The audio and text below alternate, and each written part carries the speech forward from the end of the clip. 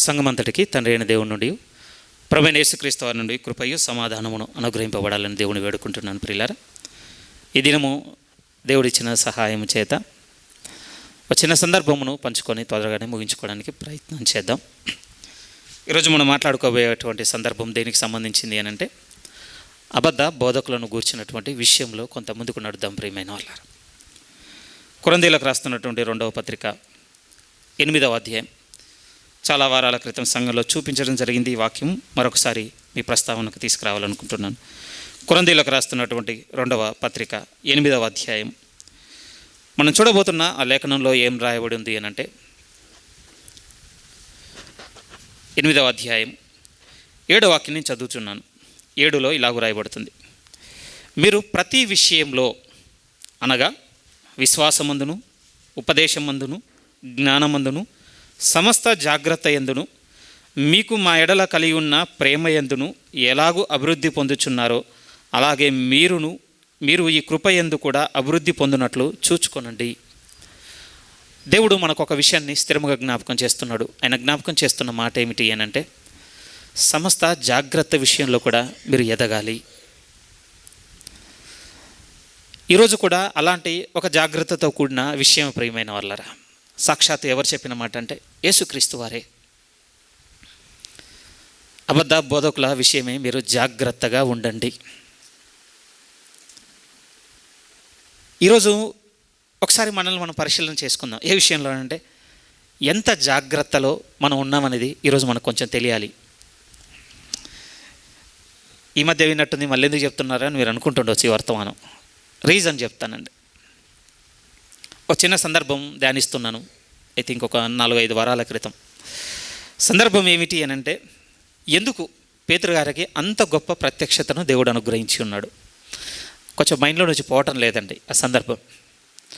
ఎందుకనంటే అలాంటి ప్రత్యక్షత ఆయనది. ఆ సందర్భమును ధ్యానిస్తున్నప్పుడు నిజంగా మామూలు షాక్ కాదని నేను మొన్న రీసెంట్ టైంలో వచ్చిన మెడిటేషన్లో చూసినప్పుడు ఇలాంటి పరిస్థితుల్లో ఎలా పట్టుకోగలనని భయం కలిగింది. అదే మీతో చెప్పాలి. అందుకోసం ఈరోజు మాటలు. మనకు తెలుసు, ఫిలిప్పుదైన కైసరయ ప్రాంతానికి మత్తయి 16లో ఉన్న సందర్భం చెప్తున్నాను. ఫిలిప్పుదైన కైసరయ ప్రాంతానికి ప్రభు తీసుకొని వెళ్ళి ఉన్నాడు. నన్ను గూర్చి జనులు ఏమనుకుంటున్నారని అడిగాడు. అడగడానికి ముందు చాలా జరిగాయండి. ఎలాంటి పరిస్థితులు జరిగాయంటే, స్వస్థతలు జరిగాయి, సూచక్రియలు జరిగాయి, అద్భుతాలు జరిగాయి, రోగగ్రస్తుల నుంచి విడిపింపబడిన వారు చాలా రకాలుగా జరిగాయండి. ఒకవైపు బోధపరంగాను, ఇంకొక వైపు అద్భుతాల పరంగాను, ఇంకొక వైపు సూచన క్రియల పరంగాను ఇవన్నీ జరిగేసరికి ఎలాంటి ఒపీనియన్ ఉంది ప్రజల్లో నా పట్ల, ఏమనుకుంటున్నారు నన్ను, ఒకలాంటి ఎంక్వైరీయే. ప్రభు అడిగినప్పుడు ఒక్కొక్కరు ఒకలా అనుకుంటున్నారు. ప్రభువా, నీ స్వస్థతలను చూసిన వారు స్వస్థతలను బేస్ చేసుకొని ఒక ఒపీనియన్ పెట్టుకున్నారు నీ మీద. నీ బోధను విన్నవారు నీ బోధను ఆధారం చేసుకొని ఒక ఒపీనియన్ పెట్టుకున్నారు. నువ్వు శాస్త్రులను పరిసయ్యులను గద్దించేటువంటి ఆ గద్దింపు కలిగినటువంటి ఆ స్థితిని బట్టి కొంతమంది ఇంకొక రకమైన అభిప్రాయం, రోషం కలిగిన ప్రవక్తల్లో ఒకరిని తీసుకొని ఆయన అంటున్నారు. ఒక్కొక్కరు ఒక్కొక్క విషయాన్ని వెలుగుచ్చారండి.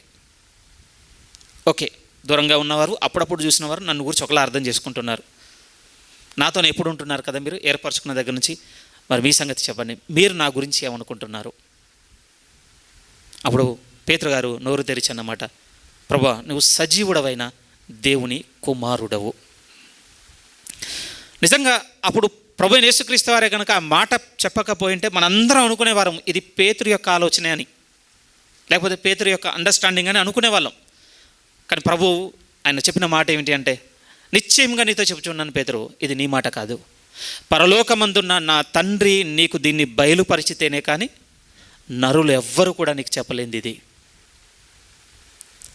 గొప్ప ప్రత్యక్షత ప్రియమైన వాళ్ళరా.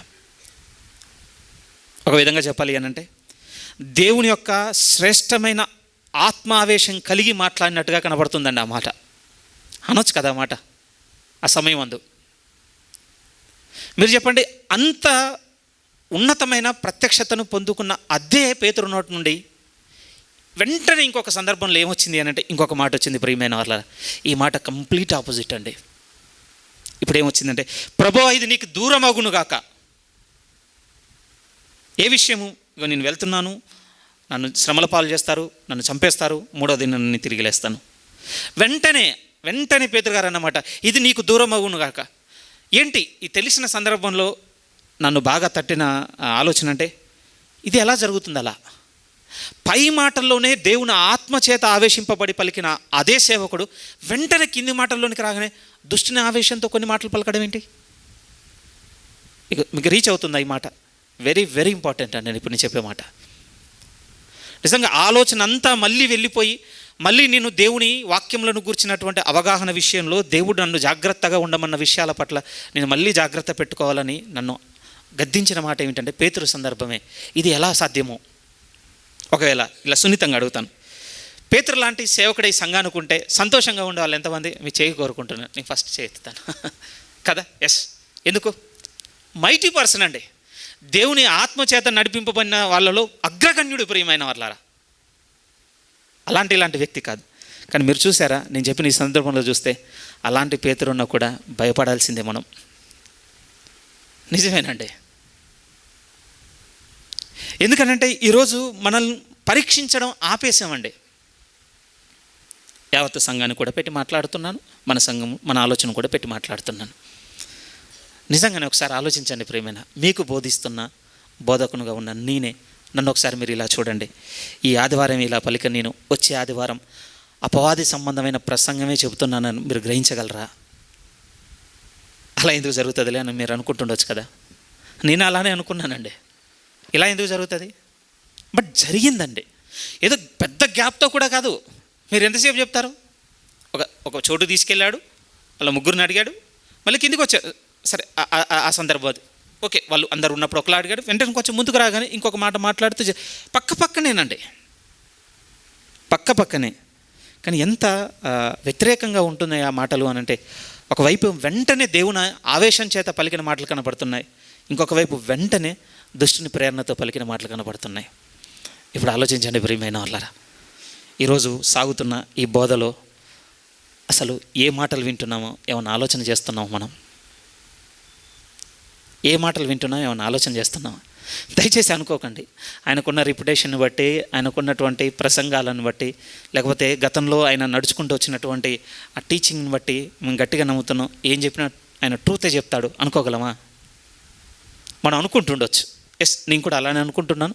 నేను కూడా సబ్స్క్రైబ్ చేసుకొని, నేను కూడా నా డే టు డే బైబిల్ రీడింగ్లో నేను రెఫరెన్స్గా పెట్టుకొని, సపోర్ట్గా పెట్టుకొని చూస్తున్న వాళ్ళలో నా ఒపీనియన్ అలానే ఉంది. ఎప్పటి వరకు ఉందో తెలుసా? నాకు పేతురు సందర్భం మీద వెలుగు దొరకనంత వరకు అలానే ఉండే. బట్ ఇప్పుడు దాని నుంచి మూవ్ ఆన్ అవుతున్నానండి. ఈరోజు సంఘమైన మిమ్మల్ని కూడా కొంచెం ముందుకు పురికొల్పడానికి తీసుకొస్తున్నాను. ఎందుకంటే బోధ విషయంలో జాగ్రత్తగా ఉండే దాంట్లో మీరు నేను ఎక్కడున్నామో చూసుకోవాలి. కొత్త విషయాలు ఏం చెప్పను ప్రియమైన వాళ్ళారా, ఎందుకంటే ఇంకా వినడానికి ఏం లేదండి. అబద్ధ బోధకులు ఉన్నారన్నటువంటి రిఫరెన్స్లు చాలా తెలిసిపోయాయి మీకు నాకు. ఇప్పుడు మీకు నాకు తెలవాల్సింది ఏంటి అని అంటే, ఎంత జాగ్రత్తగా ఉన్నాం అనేది ఇప్పుడు తెలియాలి మనకి. ఎంత జాగ్రత్తగా చదువుదాం ఒకసారి. మత్తయి సువార్తలో ఉన్నటువంటి సందర్భం కలతో చూద్దాం. ఎందుకంటే ఒకవేళ మీరు అలా లేదనుకోవద్దు, నా ఎక్స్ప్లెనేషన్లో నేను దాన్ని టిస్ట్ చేశానేమో, ఇంకేమైనా ఉందేమో అని మీరు కూడా అనుకోవద్దు అక్కడ. సరే చూడండి, మత్తయి సువార్త 16వ అధ్యాయం. మత్తయి సువార్త 16వ అధ్యాయం ముందు 15 చదువుతున్నాను, 15 నుంచి. మత్తయి సువార్త 16వ అధ్యాయం 15 నుంచి. యేసుక్రీస్తు వారు అంటూ, మీరైతే నేను ఎవడని చెప్పుకొనుచున్నారని శిష్యులను అడిగాను. అందుకు సీమోను పేతురు, నీవు సజీవుడవు దేవుని కుమారుడవైన క్రీస్తు అని చెప్పెను. అందుకు యేసు, సీమోను బర్యోనా, నీవు ధన్యుడవు, పరలోకమందున నా తండ్రి ఈ సంగతి నీకు బయలుపరిచితేనే కానీ నరులు నీకు బయలుపరచలేదు. అలానే యేసుక్రీస్తు వారు 100 సార్లు చెప్పినా కూడా ఆ రోజు ఆయనకు అర్థం కాకపోవచ్చు. ఎందుకు? ఆయన కూడా నరుడుగానే ఉన్నాడు కదా. అప్పుడు నిశ్చయంగా అర్థం కాకపోవండి. కానీ దేవుడు ప్రభు అంటున్నాడు, నా తండ్రి నీకు బయలుపరిచాడు, నీకు తెలిసిపోయింది. నిజంగా అండి, ఒక విధంగా చెప్పుకోవచ్చు, లిటరల్గా అన్నట్టండి. ఆ సమయం ముందు ఆత్మరూపకంగా ఆకాశం ఇలా చింపి దేవుడు అక్కడ నుంచి స్వరంతో పేతురుకు చెప్పినంతగా చూడొచ్చట ఆ మాటని. నిజము, ఆశ్చర్యం అండి. అలాంటి విజయం దొరికిన పేతురు వెంటనే కిందికి వచ్చేసరికి చూడండి 21. అప్పటి నుండి తాను యెరూషలేముకు వెళ్ళి పెద్దల చేతను, ప్రధాన యాజకుల చేతను, శాస్త్రుల చేతను అనేక హింసలు పొంది చంపబడి 3వ దినమున లేచుట అగత్యమని యేసు తన శిష్యులకు తెలియజేయ మొదలుపెట్టగా, పేతురు ఆయన చెయ్యి పట్టుకొని ప్రభువా అది నీకు దూరమగునుగాక, అది నీకెన్నడూను కలగదని ఆయనను గద్దింపసాగాను. అబ్బో, ఈ పదం చూడండి ఎలా ఉందో. మీరు చూస్తున్నారా? ఏ పదం ఉంది అక్కడ? చెప్పసాగాను, వేడుకొనసాగాను, బతిమలాడసాగాను. నో, ఎలాంటిది ఉంది? గద్దింపసాగాను. అమ్మో, ఏంటిది? మీరు చూడండి ప్రియమైన వాళ్ళారా, ఏంటిది? మనకు ఎలా మన నేచరే కనపడుతుందండి ఇక్కడ. నేను పేతురులో ఈ లోపం ఉంది, లేకపోతే ఇది జరిగింది, ఆ టైంలో నేనుంటే ఇది చేసేవాడిని, అట్లా నేను చెప్పటం లేదు. ఎవరున్నా ఇదే జరుగుతుంది. ప్రభు చెయ్యి పట్టుకొని ఆయన గద్దించేంత చనువు అందామా దీన్ని అనడానికి లేదండి. ఏంటి ఈ ప్రేరేపణ? ఇప్పుడు మీరు నేను చూసుకోవాల్సిన విషయం ఏమిటి అని అంటే, మీరు నేను సాగుతున్న ఈ విశ్వాస మార్గంలో కూడా మీకు నాకు దొరికిన బోధ అనేది ఎలా ఉంది? ఈరోజు చెక్ చేస్తున్నాం అసలు ఏమన్నా మనం. ఎందుకంటే దినాలు ముందుకెళ్తున్న కొద్దీ అండి ఇంకెక్కువ పెరుగుతుందన్నాడండి ప్రభు. ఇంకెక్కువ పెరుగుతుంది. బాగా చెప్పాలి అని అంటే స్థిరంగా అండి ప్రభు అయిన యేసుక్రీస్తు వారు నోరు తెరిచి అబద్ధ బోధకులను గుర్చిన సందర్భం ఎప్పుడొచ్చిందో చెప్పవలసిన సందర్భం ఎప్పుడొచ్చిందో తెలుసా? నీ రాకడకు ఈ యుగ సమాప్తికి సూచనలు చెప్పు ప్రభు అన్నప్పుడు ఆయన నోరు తెరిచి ఇది పరిస్థితి అని చెప్పాల్సి వచ్చిందండి. మనం పాత నిబంధన చదివామనుకోండి, ఇందాక చదువుకున్నాం కదా అధ్యాయం అంతా, ఇర్మీయా గ్రంథం 23వ అధ్యాయంలో దేవుడు స్థిరంగా చెప్పుకుంటూ వస్తున్నాడు. అదే నా సమాజంలోనికి ఎలాంటి వాళ్ళు చేశారు అని అంటే, నేను పంపని ప్రవక్తలో చేశారు. ఎంత స్థిరంగా ఉన్నాడు అంటే దేవుడు, అసలు నా సభలో చేరని గుంపంతో చేసి సమాజంలోనికి వెళ్ళిపోయింది. ఇర్మీయా గ్రంథం, రండి ఆ మాట చూసొద్దాం. ఇర్మీయా గ్రంథం 23వ అధ్యాయం కొంచెం లోతుగా ఉంటుందండి ఈ మాట నిజంగా. ఇర్మీయా గ్రంథము 23వ అధ్యాయం ముందుగా ఈ మాట మీరు చూడగలిగితే 18వ వాక్యం నేను చదువుతున్నాను. 18 ఇర్మీయా గ్రంథము 23వ అధ్యాయం 18. యెహోవా మాట విని గ్రహించినట్లు ఆయన సభలో నిలుచువాడెవడు? నా మాట గ్రహించినట్లు దాన్ని లక్ష్యము చేసిన వాడెవడు? వెంటనే 21 చూడండి. నేను ఈ ప్రవక్తలను పంపకుండినను వారు పరిగెత్తి వచ్చేదరు, నేను వారితో మాట్లాడకుండినను వారు ప్రకటించెదరు. వారు నా సభలో చేరిన వారైన ఎడల వారు నా మాటలు నా ప్రజలకు తెలియజేతురు. కానీ వీరు నా సభలో చేరిన వారు కానే కారు. ఎలాంటి వాళ్ళు వచ్చేసారు తెలుసా? ఎవరిని నడిపించడానికి? దేవుని తరపున దేవుని జనమును, దేవుని గుంపును, నా గొర్రెలు అని చెప్పారు కదా దేవుడు. ఆ గొర్రెలను నడిపించుటకు కాపర్లు వచ్చేసారట. వీళ్ళెవరు అంటే దేవుని సభలో చేరిన వారు కానే కారటండి. వచ్చేసారు. వచ్చి ఎవరిని నడిపించడం మొదలుపెట్టేశారంటే ఇశ్రాయేలును నడిపించేశారు. అసలు గట్టిగా చెప్పాలంటే ఇర్మీయా గారి టైంకి ఇర్మీయా ఒక్కడే మిగిలిపోయాడు. ప్రియమైన వాళ్ళారా, మొత్తము దేవునికి విరోధమైన వాళ్ళే. ఇప్పుడు క్రౌడ్ ఏం చేయాలి చెప్పండి? ఒక ఇర్మీయా మాత్రమే నిజమైన ప్రవక్తగా ఉండి మిగిలిన వారందరూ అబద్ధ ప్రవక్తలు అయితే క్రౌడ్ ఏం చేయాలి చెప్పండి? మీరే నేనైతే ఏం చేస్తాను చెప్పండి? ఉదాహరణగా అనుకుందాం, నా ఓటు ఇర్మీయాకి అంటాం కదా, అంతే అంటాం. కానీ జరిగింది ఏంటో తెలుసా? ఉన్న ఒక్కరిని తీసుకెళ్ళి బయలుదేశారండి. మీకు అర్థమవుతుందా? ఉన్న ఒక్కరిని తీసుకెళ్ళి ఎక్కడ పడేశారు అంటే ఒక నూతిలో పడేశారు. ప్రియమైన వాళ్ళారా, ఏం కోరుకుంటున్నారు జనులు కూడా? జనులు కూడా ఏం కోరుకుంటున్నారంటే, నూతన నిబంధనలు చెప్పాడు ప్రభు పరిశుద్ధాత్మ దేవుడు, తమ స్వకీయమైన దురాశ చొప్పున తమకు ఇష్టమైన వారిని జనులే పోగు చేసుకుందరు అన్నాడండి. ఇక మనమే డిసైడ్ అయితే ఇంకెవరు హెల్ప్ చేస్తారు చెప్పండి మనకి? ఎందుకు ఈ విషయాలు మీ ప్రస్తావన తీసుకొని వస్తున్నాను అని అంటే, మీరు ఎవ్వరి మీద కూడా రిలే అవ్వద్దు ప్రియమైన వాళ్ళారా, ఎవ్వరి మీద కూడా ఆధారపడద్దు ప్లీజ్. నేను పేతురు అంతటి వ్యక్తినే పట్టుకొచ్చి మీ కళ్ళ ముందు పెట్టాను అని అంటే ఇక మీరు ఆలోచించండి. కొంచెం బాధ కలిగే ప్రశ్న ఇది, నిజంగా బాధ కలిగేది. ఎందుకంటే మీలో నుంచి ఎవ్వరిలో నుంచి కూడా చేయలేవు దీనికి. ఈరోజు మాకు బోధించే బోధకుడు అబద్ధం బోధించకుండా సత్యము బోధించినట్లు ఆయనను ఈరోజు నీ ఆత్మతో నింపి నడిపించు అని ప్రార్థన చేసి ఉదయం వచ్చిన వాళ్ళం లేము. ఎందుకనంటే ఆయన రైటే చెప్తాడు. ఎందుకు చెప్తాడు రైట్? ఎందుకు చెప్తాడు అనుకుంటున్నాం? మీరే ఆలోచించండి. ఎందుకు చెప్తారు అనుకుంటున్నాం? అయ్యో ఏమండి, ఇక్కడేదో నా గుర్తింపును నా దానిని కాపాడుకోవడానికి కాదు. నేనే కాదండి, నేను మనుషులందరినీ ప్రస్తావన తీసుకొచ్చి ఈ మాట చెప్తున్నాను. ఎందుకు చెప్తారు వాళ్ళు? మీకు అనిపిస్తుండొచ్చు అంటే లేదు వాళ్ళు రైటే చెప్తారు. ఎవరు చెప్పారండి మనకి? ఎవరు చెప్పారు? మన ఆలోచన చూసారా ఎలా ఉందో? నిజం ప్రియమైన వాళ్ళ, దేవుడు కొన్ని బలమైన మాటలు చెప్తాడండి. ఆయన ఏమంటాడు అని అంటే, శరీరులను తనకు ఆస్పాదం చేసుకున్నవాడు శాపగ్రస్తుడు అంటాడండి. ఇదే ఇర్మియాలో ఉంటుంది. ఒక మాట చూడండి, 17 ఇర్మియా గ్రంథము 17వ అధ్యాయము 5వ వాక్యం చూడండి, ఎంత స్థిరంగా చెప్తున్నాడు. ఇర్మియా గ్రంథము 17వ అధ్యాయం 5వ లేఖనము. యెహోవా ఇలాగూ సెలవిచ్చుచున్నాడు. ఏమని మాట్లాడుతున్నాడు? నరులను ఆశ్రయించి శరీరులను తనకు ఆధారముగా చేసుకొనుచు తన హృదయమును యెహోవా మీద నుండి తొలగించుకొనువాడు శాపగ్రస్తుడు.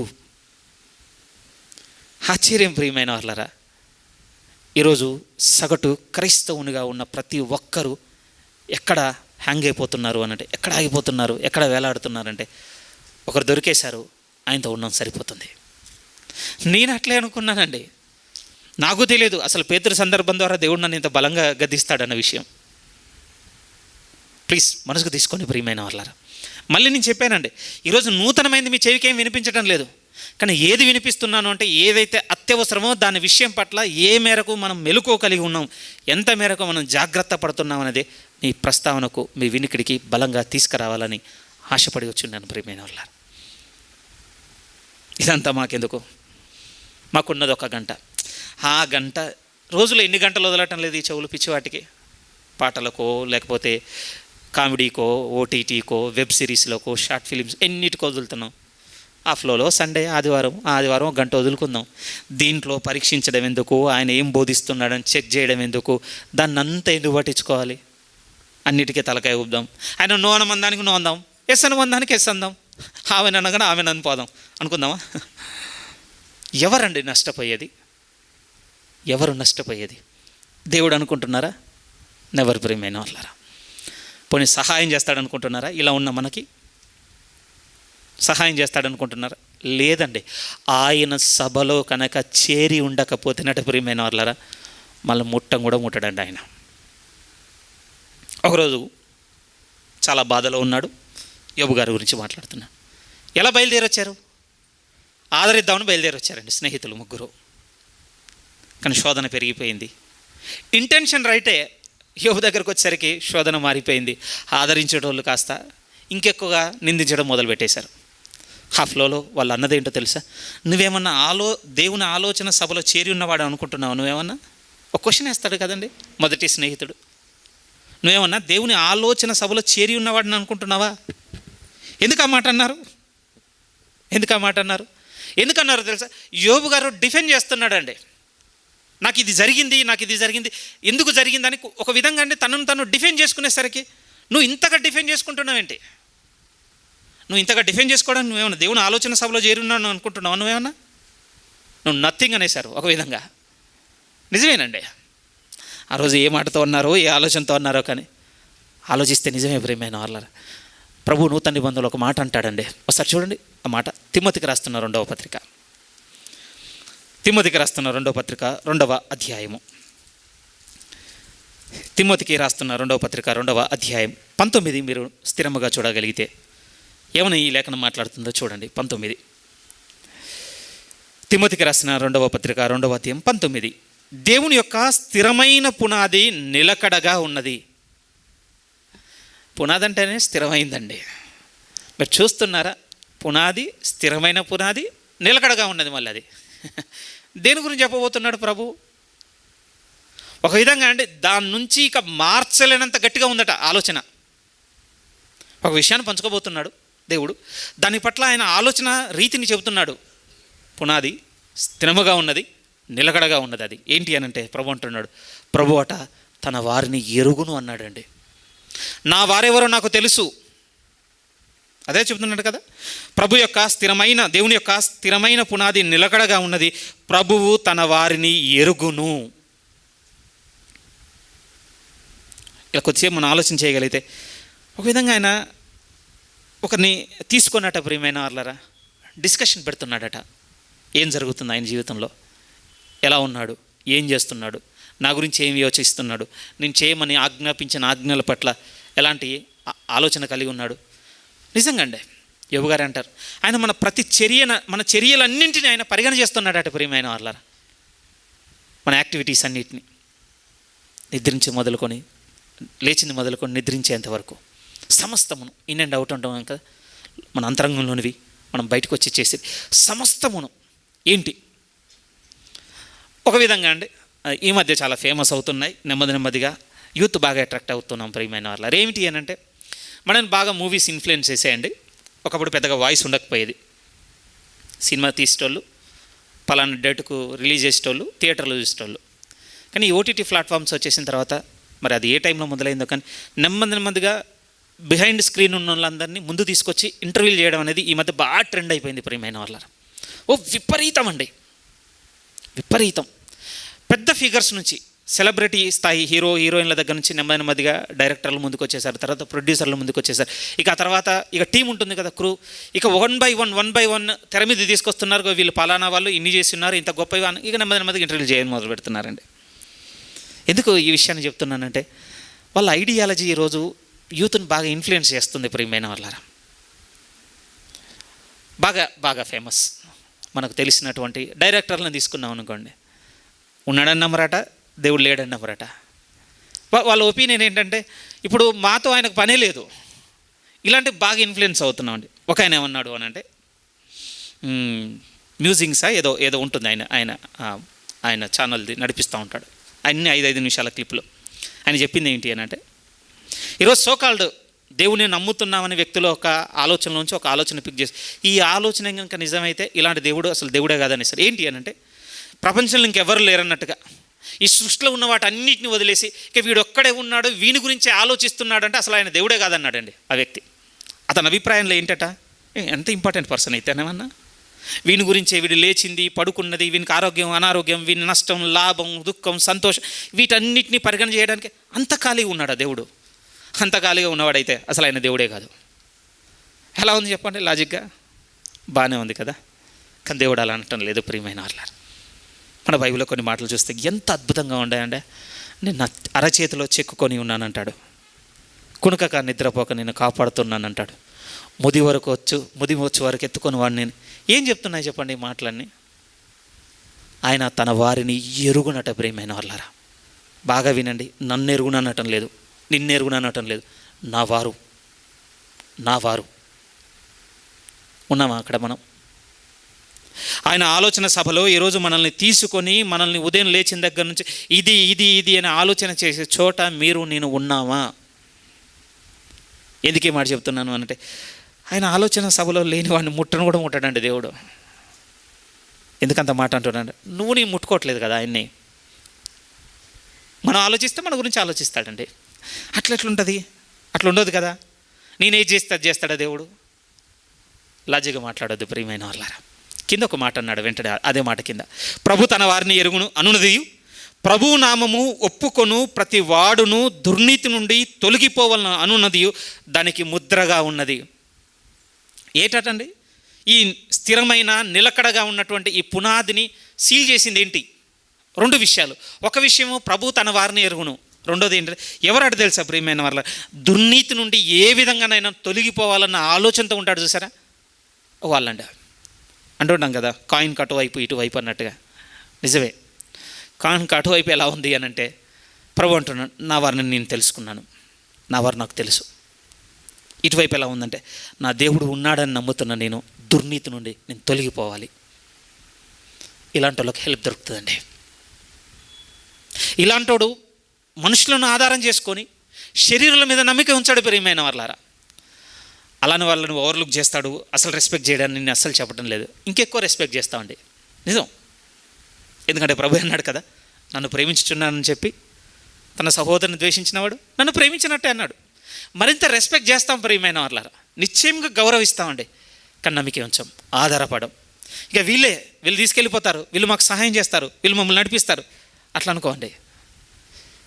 మీకు సంఘంలో చాలాసార్లు చెప్పిన మాట మళ్ళొకసారి కూడా గుర్తు చేయాలనుకుంటున్నాను. కొరింథీయులకు రాస్తున్న మొదటి పత్రిక 2వ అధ్యాయంలోనికి మీరు దయచేసి వస్తే, కొరింథీయులకు రాస్తున్నటువంటి మొదటి పత్రిక 2వ అధ్యాయం 4 నుంచి చదవడానికి ఇష్టపడుతున్నాను. 4 నుంచి కొరింథీయులకు రాస్తున్న మొదటి పత్రిక 2వ అధ్యాయం 4 నుంచి, మీ విశ్వాసము మనుష్యుల జ్ఞానమును ఆధారము చేసుకొనక దేవుని శక్తిని ఆధారము చేసుకొని ఉండవలనని నేను మాట్లాడినను సువార్త ప్రకటించినను జ్ఞానయుక్తమైన తీయని మాటలను వినియోగింపక పరిశుద్ధాత్మయు దేవుని శక్తియు కనపరచు దృష్టాంతములనే వినియోగపరిచితిని. అప్పుడైతే మాటలండి. ఈరోజు అపియరెన్స్ కూడా రాయాలేమో ఈ జనరేషన్లో అయితే, ఆర్భాటం అపియరెన్స్ కూడా రాయాలేమో. ఈరోజు కనపడుతుంది అంత ఏంటి చెప్పండి? ఈరోజు ఉన్న సోకాల్డ్ ఈ మీడియా గాస్పల్లో కనపడుతుంది అంతే కదా, అదే కదా ఆర్భాటము, హంగులు, అపియరెన్స్లో. స్క్రోల్ చేసుకుంటూ పోతున్నానండి, నా వీడియోలు స్క్రోల్ చేస్తున్నాను, వేరే వాళ్ళవి కూడా. ఈరోజు వేసుకున్న చొక్క ఎన్ని వారాల తర్వాత మళ్ళీ రిపీట్ అవుతుంది, పెరిగిపోతుందండి. మనం మా ఫ్యామిలీలో కూడా ఒక ప్రీచర్ చూస్తున్నాను, షాకింగ్ అండి. ఎంత స్క్రోల్ చేసి కిందికి ఆల్మోస్ట్ అండి 3 ఏళ్ళు 4 ఏళ్ళు వీడియోలు అలా కిందికి వెళ్ళిపోతున్నా కూడా ఫస్ట్ చూసిన షర్ట్ ఇంకా రిపీట్ అవుతలేదండి. నేను బాగా కొనుక్కుంటున్నానని చెప్పడానికి నేను ఇష్టపడటం లేదు, కానీ ఈరోజు మనం ఇవే చూడటం లేదా? ఓకే, సంభవ్ కొంచెం మీరు ముందుకు వచ్చేసి వాటిని వదిలేసి ఉండొచ్చు ప్రియమైన వాళ్ళారా. బట్ బాగా వినండి, మన నిర్లక్ష్యం మళ్ళీ అక్కడ తీసుకెళ్ళి కూర్చోబెడుతుంది. ఈరోజు వాటిని మేము పరిగణ చేయకుండా కొంచెం మెచ్యూర్ అయ్యాం, వాటిని కన్సిడర్ చేయటం లేదు. మాకు వాక్యం ఏంటో తెలుసు, వాక్యాన్ని కన్సిడర్ చేస్తున్నాం, మనకు ఉండొచ్చు. కానీ మన నిర్లక్ష్యంగా ఉన్న ఈ ధోరణి రేపు ఎక్కడ మళ్ళీ తీసుకెళ్ళి నిలబెడుతుంది అంటే మళ్ళీ అక్కడ కూర్చోబెడుతుంది అండి అందరినీ. పౌలు అంతటి భక్తుడే అంటున్నాడు, నేను మీ మధ్యకు వచ్చినప్పుడు నేను ఎలా ఉన్నాను అని అంటే కనీసం నా మాట మీద కూడా మీరు ఆధారపడొద్దు అనుకున్నాను. ఎందుకంటే ఇర్మియా ప్రవక్త కూడా 23వ అధ్యాయం రాస్తున్నప్పుడు అదేనండి. ఎలాంటి ప్రవక్తలు బయటకు వచ్చేసారటంటే ఆయన ఉన్న సమయంలో స్వేచ్ఛగా నాలుకలు నాడించేవాళ్ళు. ఏంటి దాని అర్థం? స్వేచ్ఛగా నాలుకలు నాడించేవారు అంటే మెడిటేట్ చేస్తున్నాను, ఏ విధంగా ఉంటుంది ప్రభా. బాగా ప్రాక్టీస్ చేశారటండి, బాగా ప్రాక్టీస్. ఏం ప్రాక్టీస్? ఎలా మాట్లాడితే పబ్లిక్కి సూదింగ్గా ఉంటుంది, కొంచెం కూడా మన నుంచి డైవర్ట్ అవ్వకుండా ఏకాగ్రత కలిగి వినాలంటే ఎలాగా మనం మాట్లాడాలి వాళ్ళని. ఈరోజు అదొక పెద్ద ఇది కూడా ఉండొచ్చు అండి, పర్సనాలిటీ డెవలప్మెంట్ అనో లేకపోతే ఇంకోటని ఇవన్నీ వచ్చేసాయండి. ఎక్కడికి వచ్చేసి తెలుసా? బోధలోనికి. ఏమండి మీరు చెప్పండి. మేము కూడా స్టార్టింగ్లో అంతా గందరగోళంగా గజిబిజిగా ఉన్న దగ్గర నుంచి నీట్గా వాయిస్ ఇవ్వాలి, వాయిసే ప్రయారిటీ అన్నంత వరకు వచ్చేసింది. అందుకోసం వచ్చిన ఎక్విప్మెంటు, దానికి వచ్చిన విషయం ఇదంతా నడుస్తుంది. దానికి సంబంధించి ప్రతిసారి వైర్లు మార్చడం. ఎందుకు ఇదంతా చేసామంటే లేదు, డిస్టర్బెన్స్ వాయిస్ ఉంటే జనాలు వినరు. ఓకేనండి, అది నేను అగ్రీ చేస్తాను. బట్ మిమ్మల్ని మనస్ఫూర్తి ఒక మాట అడుగుతున్నాను, కొంచెం నోటి మాంద్యం కలిగి కొంచెం నత్తితో తత్తరగా మాట్లాడుతూ, లేకపోతే మాట ఎందు నేర్పరితనం లేకుండా ఇబ్బంది పడుతున్న సేవకుల్ని ఫాలో అవుతున్న వాళ్ళు ఎవరైనా ఉన్నారా మీకు? అలాంటి ఆయన విట్నెస్ ఒక్కరన్నా ఉన్నారా మీకు? మనం వెంటనే స్కిప్ కొడతామండి, క్లారిటీ లేదు, క్లియర్ లేదు, వాయిస్ బాగాలేదు. కొద్దిసేపు మనం వింటే కదా ప్రియమైన వాళ్ళరా. నేను చెప్తున్నా మేడం, మీకు అర్థమవుతుందా? పౌలు అంత సేవకుడు అంటున్నాడు, ఆయన నేను మీ మధ్యకు వచ్చినప్పుడు ఈవెన్ నా వాక్చాతుర్యంతో కూడా మిమ్మల్ని టచ్ చేయాలని నేను అనుకోలేదు. మీరు నా గురించి ఏమనుకున్నా పర్వాలేదు, వణుకుతోను భయముతోను మీ మధ్య నేనున్నాను. ఎందుకంటే ఎక్కడ మీరు నా మీద ఆధారపడి మీ విశ్వాసమును కట్టుకుంటారేమో.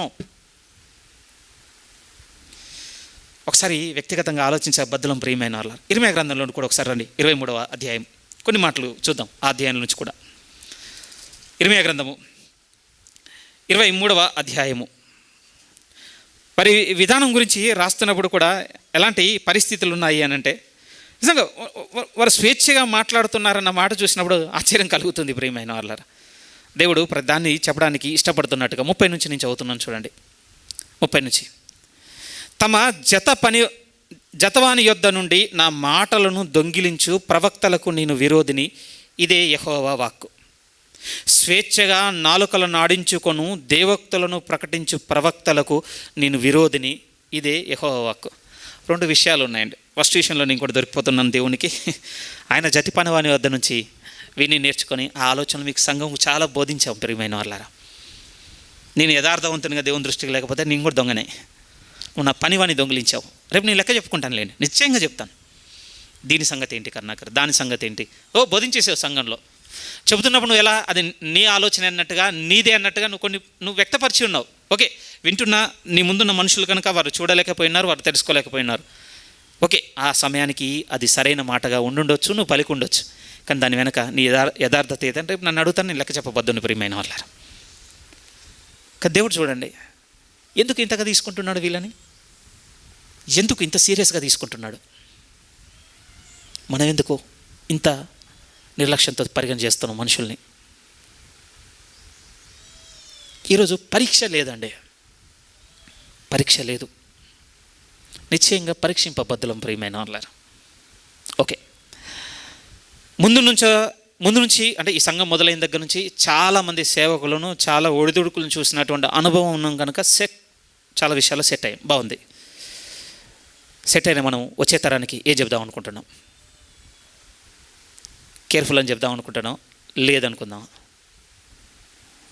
వింటారనుకుంటున్నారండి పిల్లలు, వినరు ప్రియమైన వాళ్ళారా. మనకన్నా బెటరే దొరికింది అనుకుంటారటండి వాళ్ళు. తరం అలాంటిది. నిన్న నేను ఒక వీడియో చూస్తున్నానండి, చాలా ఇంట్రెస్టింగ్ అనిపించింది. ఆర్కిటెక్చర్ అండి అతను, ఈ బిల్డింగ్స్ వాటి నమూనాలు ఇస్తూ ఉంటారు ప్లానింగ్. ఇప్పుడున్నంత లేటెస్ట్ ట్రెండ్, కొత్త నాగరికత, కొత్త టెక్నాలజీ, మొత్తం కొత్తది. బట్ మీరు చూడండి, ఈ కొత్త దాంతో ఏం కట్టాం మనం, అతను చెప్తున్నాడు ఏం కట్టాం, అన్నీ ఒకే షేప్ అండి. మీరు ఏ సిటీ పోండి ఇట్లే ఉంది. ఇప్పుడు పెద్ద ఏమన్నా మీరు ఒక నూతనతనం చూస్తారా? నెవర్ అండి. సో అతను బాగా ఆలోచించి ఏం చేశాడట అంటే, కొంచెం డాక్యుమెంటరీ టైప్ అండి అది. ఏం చేశాడు అని అంటే, చాలా వినూతనంగా ఇప్పుడున్న ఈ రొటీన్ టైప్ కాకుండా కొంచెం కొత్తగా ఆలోచించి కొత్తగా ప్రజెంట్ చేయాలని కొన్ని డ్రా చేసుకుని తీసుకెళ్ళి ప్రజెంట్ చేశారు. అంతా విన్న తర్వాత వాళ్ళు అన్నమాట ఏంటంటే, ప్రపంచం అంతా ముందు పోతుంటే నువ్వు మమ్మల్ని వెనక్కి తీసుకెళ్తున్నావు, ఇవన్నీ 500, 1000 లేకపోతే 1500 సంవత్సరాల క్రితం నమూనాలు కదా, ఈరోజు వీటిని ఒకటి కోరుకుంటున్నాడు. ఎందుకు ఈ ఎగ్జాంపుల్ మీతో చెప్తున్నానంటే, వస్తున్న తరం అంతా ఏమనుకుంటుందో తెలుసా అండి, పాత వాళ్ళని మాది అడ్వాన్స్డ్ అనుకుంటుందండి, మాదే బెటర్ అనుకుంటుంది, మాదే సరైంది అనుకుంటుంది. ఇదే ఐడియా ఉంటుందండి.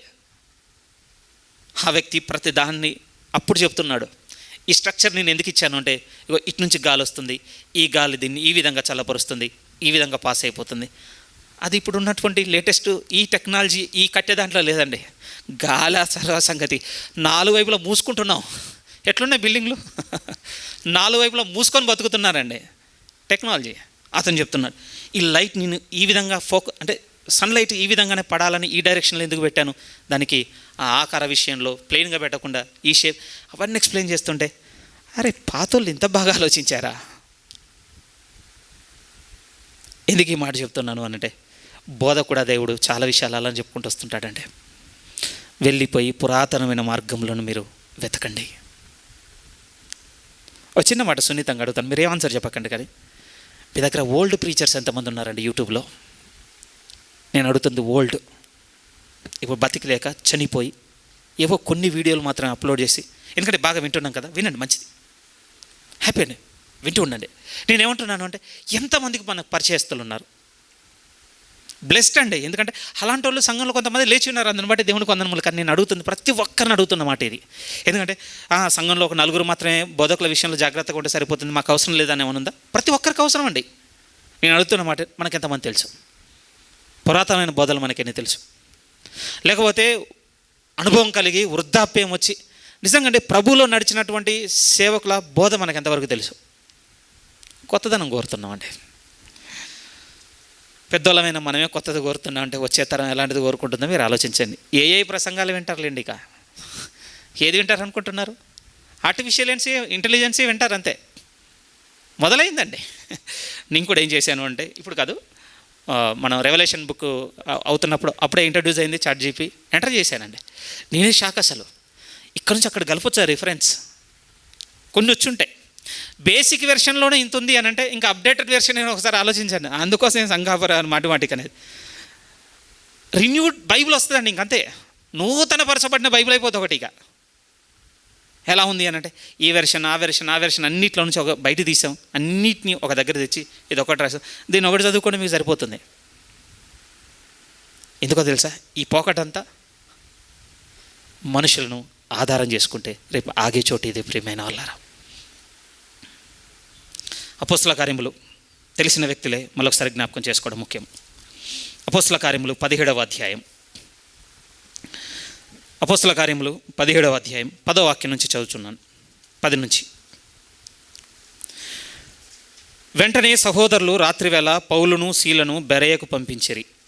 అపోస్తల కార్యములు 17వ అధ్యాయం 10 నుంచి. వారు వచ్చి యూదుల సమాజ మందిరంలో ప్రవేశించిరి. వీరు తెస్సలోనికలో ఉన్న వారి కంటే గనులయుండిరి. వీరు అనగా బెరయ పట్టణస్థులు తెస్సలోనికలో ఉన్న వారి కంటే గనులయుండిరి గనుక ఆసక్తితో వాక్యమును అంగీకరించి పౌలును సీలయును చెప్పిన సంగతులు అలాగున్నవో లేవో అని ప్రతిదినము లేఖనములు పరిశోధించుచు వచ్చిరి. ఒకవేళ ఇలా అనుకుంటున్నానండి, మళ్ళీ మెడిటేట్ చేసినప్పుడు టిల్ నవ్ ఆ చర్చ్ ఇప్పటి వరకు ఉంటే ఇప్పటి వరకు కూడా ఇదే ఫాలో అయ్యేటోళ్ళు. అక్కడ ఉంది ఏంటో తెలుసా? కీవర్డ్ ఏంటో తెలుసా? పరీక్షించిరి కాదు, పౌలు సీల కూడా కాదు, ప్రతిదినము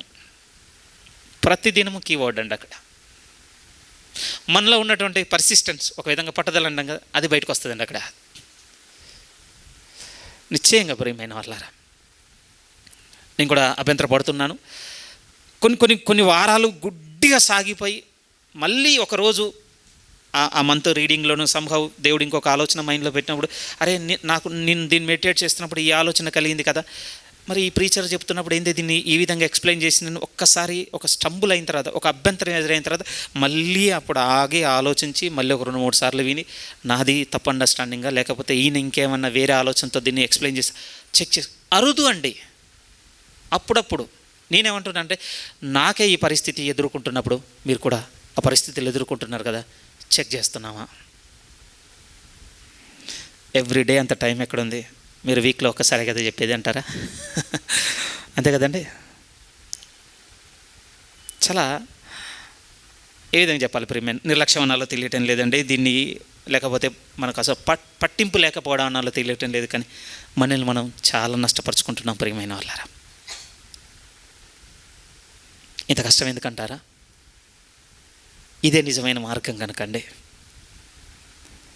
ఇందులోనే అబద్ధం ఉంది కనుక, ఇందులోనే మోసం ఉంది కనుక. ఏ మత గ్రంథాల్లో పెద్దగా ఉందో లేదో నాకు తెలియదండి ఇంతగా.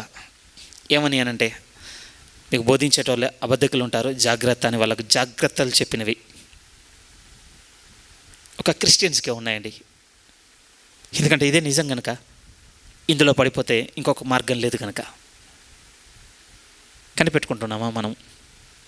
మనకు తెలుసు కదా, మత్తయి సువార్త 24 మీరు చదివితే పలుమార్లు కనపడేది.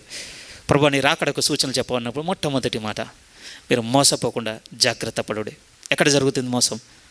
నా పేరిట అనేకులైన అబద్ధ ప్రవక్తలు, అబద్ధ బోధకులు వస్తారు మీ మధ్యలోనికి. పేతురు గారు కూడా కొన్ని మాట్లాడినారండి వాళ్ళని ఉద్దేశించి. 2వ పత్రిక 2వ అధ్యాయం కొంత ఉపయోగపడుతుంది అనుకుంటున్నాను. ఇది మన ఆలోచనలు కొంచెం మనము పరిణతి తెచ్చుకోవడానికి. 2వ అధ్యాయం 3వ వాక్యం నుంచి చదువుతున్నాను చూడండి. ఈ అధ్యాయం అంతా అబద్ధ ప్రవక్తలు, అబద్ధ బోధకులను గుర్చే రాయబడి ఉన్నది. పేతురు గారు రాసిన 2వ పత్రిక 2వ అధ్యాయం అంతా మీరు చూడగలిగితే 3వ వాక్యం నుంచి, వారు అధిక లోబులై. ఎక్కడ ఉంది అని అంటే ఆస్కారం? ప్రభు అన్నాడు, ప్రియమైన వాళ్ళారా, క్రూరమైన తోడేళ్ళు వస్తాయి. మరి ఏ విధంగా తెలుసుకోగలరు? ఒకటే గుర్తు అన్నాడండి, మీరు వారి ఫలము వలన మీరు వారిని తెలుసుకుందరు. బాగా వినండి. నేను కూడా ఏమనుకున్నానంటే, ఓకే ఫలం తెలిసిపోతే దొరికిపోతారు అనుకున్నానండి. ప్రభు అర్థం అది కాదు ప్రియమైన వాళ్ళారా. మీరు చెప్పండి, ఒక ఫలము మంచిది చెడ్డదని ఎప్పుడు తెలుస్తుంది? చెప్పండి. ఇది మామిడి చెట్టు అండి, మామిడి చెట్టు కనుక మంచి ఫలం ఏంటంటే, అది జామ చెట్టు కనుక చెడ్డ ఫలం అంటామా? బై అపియరెన్స్ తెలియదండి. పోనీ ప్రభు ఇస్తున్న దాంట్లోనండి మీరు ఆలోచించండి.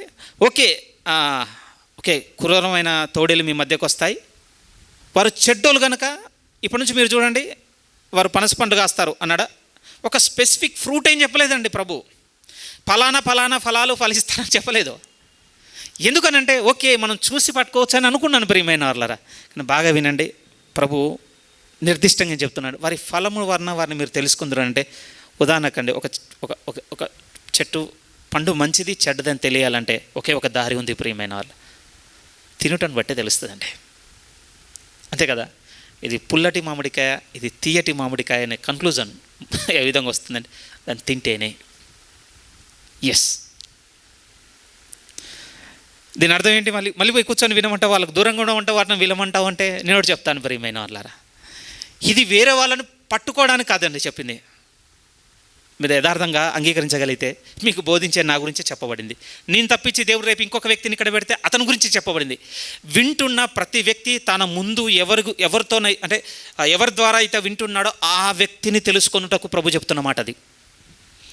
ఉదాహరణకు నేను ఇక్కడ ఉండి ఇప్పుడు ఒక మైక్ ఏర్పాటు చేసుకొని పలానా ఎక్స్ అనేట్ అయినా రాంగ్, పలానా వై అనేట్ అయినా రాంగ్, పలానా జెడ్ అనేట్ అయినా రాంగ్ అంటే ఇంకొక వైపు నుంచి నేను అనుకుంటున్నాను ఇప్పుడు చెబుతున్నాను నేనే రాంగ్. ఫస్ట్ నేను ఎక్కడున్నానో అతను అక్కడే ఉన్నాడు, అంతే. వినేవానికి తెలుస్తుంది ప్రియమైన వాళ్ళారా, మనం కొన్ని భుజించాల్సిందే. నిజమండి, ఇతను రాంగో రైటో తెలియాలంటే టేస్ట్ చేయాల్సిందే కదా. కానీ ఎలాంటి అవుట్పుట్స్ బయటకు వస్తాయి వాళ్ళని టేస్ట్ చేస్తున్నప్పుడు అంటే పేతురు గారు అంటున్నాను, వాళ్ళు మీరు అధిక లోభత్వం చూస్తారు. అధిక లోభత్వం, మితిమీరిన ధనాపేక్ష అనొచ్చు ప్రియమైన వాళ్ళారా. ఇప్పుడున్నటువంటి సంఘ బోధలో మితిమీరిన ధనాపేక్ష. ఇర్మియా ప్రవక్త చేత రాయిస్తున్నప్పుడు అధ్యాయంలో ఉన్నాడు, వారు నా గొర్రెలను గురించి విచారించరు అన్న పదం రాయించాడండి దేవుడు. విచారించరు. ఒక గుర్తు చెప్పనండి, ఈరోజు ఒక గుర్తు చెప్పనా?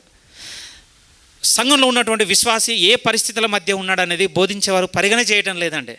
ఏదైనా సరే, ఏదవ్వకపోయినా సరే నువ్వు దేవునికి దశమ భాగం పట్టుకురావాలి, లేకపోతే దేవుని సేవ అనగానే తీసుకొచ్చి చేయాలి, లేకపోతే ఓకే ఓన్లీ డబ్బు గురించి ఇంకా XY చేయలేదు, ఉన్నాయండి రెస్పాన్సిబిలిటీస్ ఉన్నాయి. అతను ఏ పరిస్థితుల మధ్య అదంతా మాకు అనవసరం అండి, నీకు అప్పగించేసాను కదా, నువ్వు ఆన్ టైం ఉండాలి, నువ్వు చేయాలి, నువ్వే చేయాలి. గొర్రెలను గురించి విచారణ చేయని తత్వము కనపడటం లేదని మీరు అనుకోవద్దు ప్రియమైన వాళ్ళారు. మరి యూట్యూబ్లో మీరు చూస్తున్నారో లేదో నాకు తెలియదు, కానీ చాలా వియర్డ్గా ఉందండి చూస్తున్నప్పుడు. ఒకవైపు అండి మనోళ్ళే వచ్చి వాళ్ళ గురించి పెట్టేటి, ఒకవైపు అయితే ఈ మధ్య అంటే ఇంకొత్తది స్టార్ట్ అయింది, ఏమనాలి వాటిని, మీమ్స్ చేస్తున్నారు కదండి. మీమ్సే కదా, ఏంటది, trolls. Right word. 5 minutes, 7 minutes, 10 minutes videos ప్రియమైన వాళ్ళు చూస్తే షాక్ అండి అసలు. బట్ చూడ్డానికి సిగ్గు కలిగేంత స్థితిలో కనబడుతున్నాయి ప్రియమైన వాళ్ళారా. అవంతా మనకు సంబంధం లేదు కదా, మన చర్చ్ అంతా ఆర్గనైజ్డ్గా డిగ్నిఫైడ్గా పోతుందని మీ మైండ్ కనిపిస్తుండొచ్చు. బట్ నేను ఒకటే చెప్తున్నాను, పేతురు గారిని మర్చిపోద్దు మీరు ప్లీజ్. మీరైనా నేనైనా నడిపించేవారైనా అందరం నిరంతరం గురిపెట్టుకొని చూడవలసిందే. మేము జాగ్రత్తగా ఉండాలి, నిరంతరం పరీక్షించుకోవలసిన వారమే ప్రియమైన వాళ్ళారా. ఓకే, ఇంకంత సెట్ అయిపోయింది, మాకు రైట్ డాక్టర్ని చేశారు, మాకు సరిగ్గా బోధించే, అఫ్ కోర్స్ అండి, రైట్దే పట్టుకొచ్చాం, రైట్దే బోధిస్తున్నాం, రైట్దే స్థిరంగా మిమ్మల్ని చేపట్టాలని ప్రయత్నం చేస్తున్నాం. బట్ నేను ఏమంటున్నా అంటే మీరు శరీరాలను ఆస్వాదం చేసుకోవద్దు ప్లీజ్. మీరు నరుల యందు మాత్రమే నమ్మకించే చోట ఆగిపోకూడదు. ఒక బెరియన్ని చూడండి, లేకపోతే ఆదిమ సంఘము సాగిన రీతిని చూడండి. దేవుడు అంటున్నాడు, నేను నా వారిని ఎరుగుదును. వారు ఎలాంటి వారు అంటే దుర్నీతి నుండి తొలగిపోవాలని చూసేవారు. ఇలాంటి గుర్తులు పెట్టుకొని సాగితేనండి దూరంగా ఉండగలం ఈ బోధకి. దయచేసి పరీక్షించేటువంటి ఆలోచనతోనే ఉండండి ప్లీజ్. ఎందుకు ఎంత స్ట్రెస్ చేస్తున్నాను అంటే, ఒకదాన్ని మీరు ఎగ్జామిన్ చేయాలి అని అంటే మీకు కొంతన్న అవగాహన ఉండాలి, కొంతైన అవగాహన ఉండాలి. ఎగ్గాయిన ఎక్కడ తీసుకొస్తున్నాను తెలుసా? మీరు బైబిల్ చదవాలి ప్లీజ్, చదవాలి. ఎక్స్క్యూజ్ చెప్పొద్దు ప్లీజ్ అండి, ఎక్స్క్యూజ్ అస్సలు చెప్పొద్దు. పనిని బట్టో, కుటుంబాన్ని బట్టో, ఇంట్లో ఉన్న పనులను బట్టో, వీటన్నిటిని బట్టే నాకు కుదరటం లేదని ఎక్స్క్యూజ్ మాత్రం మీరు వాడద్దు ప్రియమైన వాళ్ళారా ప్లీజ్ అండి. మీకు మనసు ఉంటేనండి సమయం ఖచ్చితంగా దొరుకుతుంది. మేము పెద్దవాళ్ళం అయిపోయాం, ఇప్పుడు అన్నీ తెలిసిపోయాయి. ఈ డాక్టర్ని ఏంటి, ఈ టీచింగ్ ఏంటి, ఆయన ఏం చెప్తాడు, ఈయన చెప్తాడు నాకు తెలుసు కనుక మళ్ళీ సండే వెళ్ళిపోయి సండేలో ఆ ప్రీచర్ చూపించేటువంటి రిఫరెన్స్లు చూస్తే చాలు. అదా చెకింగ్ అంటే? ఏమండి, అదా చెకింగ్ అంటే? ఆబ్వియస్గా ఉంటుందండి. ఏముంటుంది? ఇప్పుడు ఉదాహరణకి అపోస్తల కార్యములు 10వ అధ్యాయం 38 అని అనుకో, మీరు తెరవగానే అక్కడ ఒకటి రాయబడింది కనబడుతుందండి. దాంట్లో ఏముంది? అదా చెకింగ్. అది కొర్నేలు సందర్భం కదా. కొర్నేలుకి పేతురు సువార్తను తీసుకుని వెళ్ళిపోయినాడు కదా. ఆ చెప్తున్న సందర్భంలో నజరేయుడైన యేసును గురించి సాక్ష్యం ఇచ్చుచున్నాడు కదా.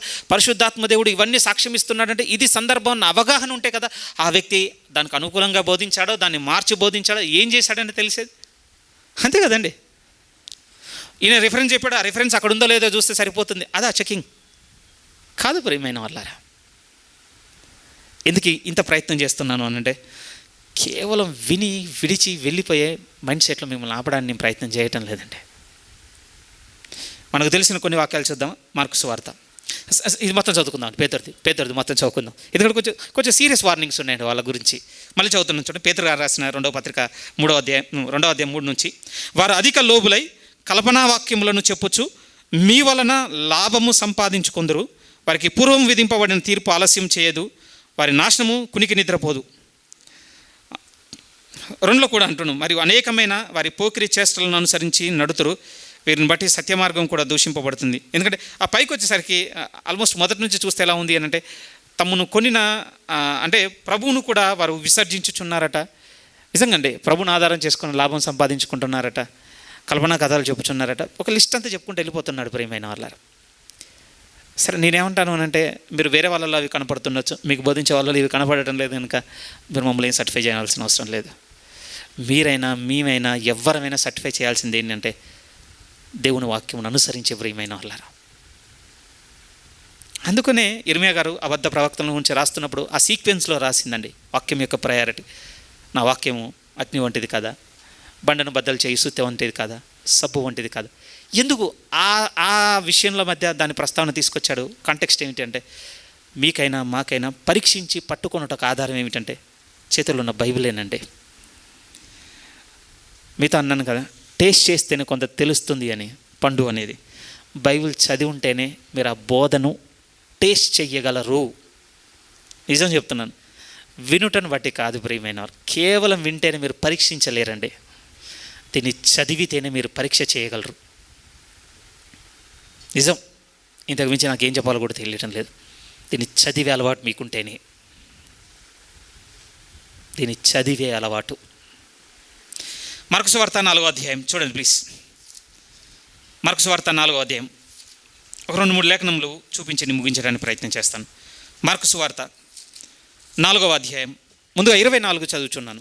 24 మార్కు సువార్త 4వ అధ్యాయం 24లో ఏమని రాయబడి ఉంది అని అంటే, మీరు ఏమి వినుచున్నారో జాగ్రత్తగా చూచుకోండి. అదే వర్డ్ అండి. అబద్ధ బోధకుల గురించి జాగ్రత్త, వాళ్ళు బోధిస్తున్నప్పుడు మీరు ఏం వింటున్నారో కూడా మీరే జాగ్రత్త. ఇక్కడైతే టీచింగ్ టెస్ట్ చేయమన్నట్టుగా ఉంటుందండి ప్రభు మాట. లూకా సువార్తలోనికి ఒకసారి అండి, ఇక్కడ ఒక చేయి పెట్టుకొని లూకా 8లో మీరు చూడండి. మీరు ఏం వినుచున్నారని మార్కులో చెప్పాడు కదా, ఇప్పుడు లూకులో ఏమని చెప్తున్నాడో మీరు చూస్తే, లూకా సువార్త 8వ అధ్యాయము 18వ వాక్యం చూడండి. 18 కలిగి ఉన్నవానికి ఇవ్వబడును, లేని వాని యొద్ద నుండి కలిగి ఉన్నది కూడా తీసివేయబడును అన్న తర్వాత, మీరు ఎలాగూ వినుచున్నారో చూసుకోండి. మీరు చూడండి, బోధించేటోడు జాగ్రత్తగా ఉండాలి, వింటున్న వాళ్ళు ఏం వింటున్నామో జాగ్రత్తగా ఉండాలట, ఎలా వింటున్నారో కూడా జాగ్రత్తగా ఉండాలట ప్రియమైన వాళ్ళారా. ఎందుకంటే ఈరోజు అంత మెలకువగా వినే ఆలోచనతో లేవండి. మత్తు మందం, శరీరములు మందం ప్రియమైన వాళ్ళారా. చాలామంది నొచ్చుకొనుటకి ఈ మాట చెప్తున్నాను కూడా. ఓకేనండి, నేను ముందే అపాలజీగా అడుగుతున్నాను, మీకు నిద్ర వచ్చేటట్టుగా బోధించే సందర్భంలో బోధించినందుకు నన్ను క్షమించండి. సంఘంలో ఉన్న మీతోనే అంటున్నా, ఇన్ని వారాలలో మీకు నిద్ర వచ్చేటట్టుగా బోధించినందుకు దయచేసి నన్ను క్షమించండి, తప్పు చేశాను. బట్ ఇంకొక మాట, నిద్రపోతున్న మీరందరూ దేవునికి రేపు నిశ్చయంగా లెక్క చెప్పబద్దులు. నేను ఎవరిని కూడా ఎక్స్క్యూజ్ చేయట్లేదు. నిజం ప్రియమైన వాళ్ళ, హౌ క్రేజీ అండి మనం. నిజంగా పిచ్చి పట్టిందండి మనకి. కొద్ది మెలకువతో ఉండలేమో మనం, కొద్ది మెలకువతో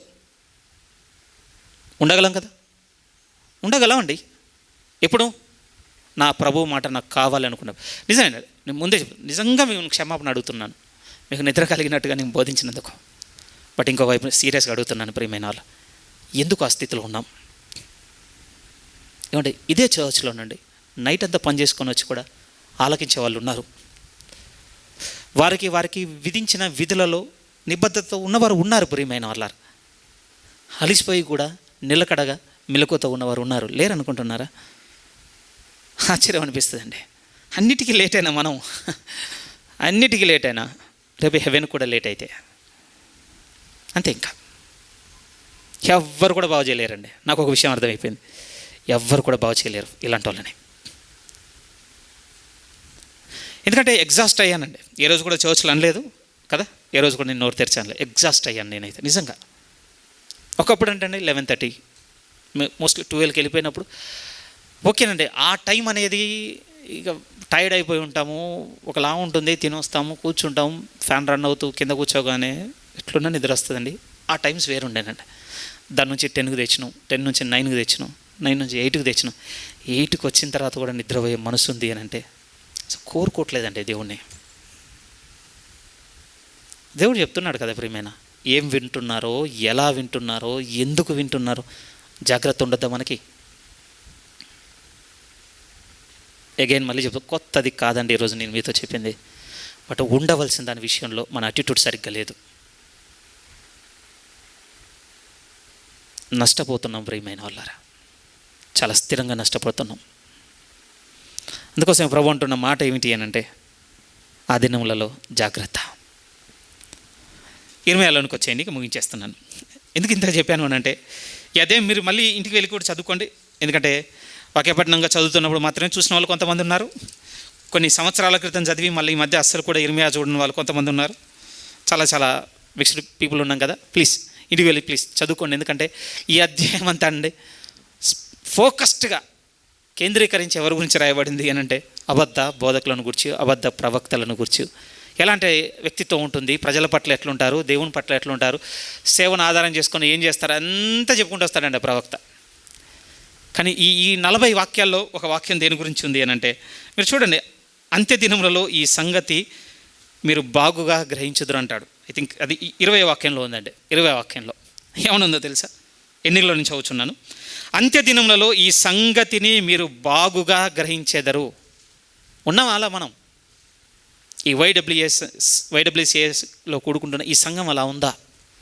ఈ అంత్య దినాలలో ఈ అబద్ధ బోధన గురించి, అబద్ధ బోధ సంబంధమైన సిద్ధాంతములను గురించి బాగుగా గ్రహించేటట్టుగానే ఉందా ఈ చర్చ్? అసలు ఎలా ఉంది ఈ చర్చ్? కేవలం మనుషులను ఆధారం చేసుకొని, మనుషుల మీదనే ఆధారపడుతూ, వారి బోధ మాకు సరిపోతుంది, మాకు సరైన వాళ్ళే దొరికి ఉన్నారు, ఇక వాళ్ళు మాకు బోధిస్తే సరిపోతుంది, వీళ్ళు ఏం చెప్పినా కూడా రైటే చెప్తారు, ఎలాంటి వాటి మీద మనం డిపెండ్ అయి ఉన్నాం. వాక్చాతుర్యం, జ్ఞానాతిశయమును, కొత్త సందర్భములను, ఉదాహరణలను, కరెంట్ అఫైర్స్ని ఏం ఎక్స్పెక్ట్ చేస్తున్నాం టీచింగ్లో? ఎందుకంటే ఇవన్నీ కోరుకొని వచ్చిన వాళ్ళం కదా, అందుకోసం క్వశ్చన్ చేస్తున్నాను. అన్నీ కోరుకొని వచ్చిన వాళ్ళం అండి. ఒక్కొక్క స్టేజ్లో థ్యాంక్ గాడ్ ఒక పాత దొరికింది. ఇప్పుడు ఈ మార్గంలో కూడా పాత ఆలోచనతోనే ఉందామా? ప్రభు ఒక మాట అన్నాడు, ఎప్పుడో చెప్పాల్సింది, ఆయన కొత్త ద్రాక్షరసం కొత్త దాంట్లోనే పోయింది, పాత దాని వే బ్యాక్ చెప్పు ఉండాల్సిందండి. కానీ new beginning, new wine skins అనుకున్నాం, ఇవి కొత్తవి అనుకున్నాం, కొత్త ద్రాక్షరసం కొత్తగా మొదలవుతుంది అనుకున్నాం. బట్ గ్రాడ్యువల్గా చూస్తుంటే నాకు బాధ కలుగుతుంది. ఏంటి అని అంటే, ఇంత క్లోజ్ క్రిస్టియన్స్ అవుతున్నాం ఏంటి డే బై డే. అప్పుడప్పుడు ఆశ్చర్యం అనిపిస్తుంది ప్రియమైన సంఘం అంతా ఒక్కరైనా ఆలోచించేది ప్రభు రెండో గురించి. నన్ను నేను కూడా చాలా నిందించుకుంటున్నానండి ఈ మాట చెబుతున్నప్పుడు. మరి ఒక్కరైనా ఆలోచించేది, ఆ దినాలు ఇవి, ఆ దినాల పరిస్థితులు ఇవి, ఇలా ఉండాలి. మీరు డిస్కస్ చేయటం లేదని నేను అనటం లేదండి, ఐ అగ్రీ. బట్ ఎప్పుడు డిస్కస్ చేస్తున్నాను తెలుసా మనం? ఆ ఒక్కరిద్దరు ఉన్నప్పుడే. మన ఇంట్లో పరిస్థితి ఏంటి? మీరు నేను ఏకాంతంగా ఉన్నప్పుడు సమయం తీసుకుని ఎందుకు ఆలోచించటం లేదు? అసలు ఈ రెండో రాకడ సందర్భాలు మత్తయిలో మళ్ళీ ఏ విధంగా చెప్పాడు, ప్రకటన గ్రంథం ఏంటి, కొన్ని పొడి సందర్భాలను తీసుకొని మళ్ళీ ఒకసారి నేను చెక్ చేసుకుంటాను. వీటి అర్థం మళ్ళీ ఇప్పుడు ఇదే అర్థం అవుతుందా, ఏమైనా మారుతుందా, నేను సరిగ్గా అండర్స్టాండ్ చేసుకున్నాను, మాకు టీచ్ చేసిన వాళ్ళు సరిగ్గా చేసిరా, ఇంకే ఒకలాంటి మన మైండ్లో ఆ పోరాటం లేదు చూడండి. ఏం వింటున్నాము, ఎలా వింటున్నాము అని జాగ్రత్త లేదు ప్రియమైన వాళ్ళారు. ఇదంతా మీ ముందుకు ఎందుకు తీసుకొచ్చాను అనంటే, మళ్ళీ కొంచెం సెట్ చేసుకుందామండి మనల్ని మనం, కొంచెం సీరియస్ అవుదాం. నిజం ప్రియమైన వాళ్ళు, ఒకే అవకాశం ఉంది, కొంచెమే సమయం ఉంది. ఆ కొంచెం సమయంలో సద్వినియోగం చేసుకోవాలన్న మైండ్ సెట్తో ఉంటే యూటిలైజ్ చేసుకుందాం ప్రియమైన వాళ్ళారా. ఫోకస్ చేద్దామండి, మళ్ళీ ప్రతిదీ విందాం, ఏకాగ్రతతో విందాం, ప్రతిదాన్ని హృదయంలో పెట్టుకుందాం ప్రియమైన వాళ్ళ. మర్చిపోకుండా ఉండడానికి ప్రయత్నం చేద్దాం. ఒకవేళ మర్చిపోయే పరిస్థితి వస్తే వారంలో ఒకరోజు తీసుకోండి ప్లీజ్, మళ్ళీ ఒకసారి రివైండ్ చేయండి.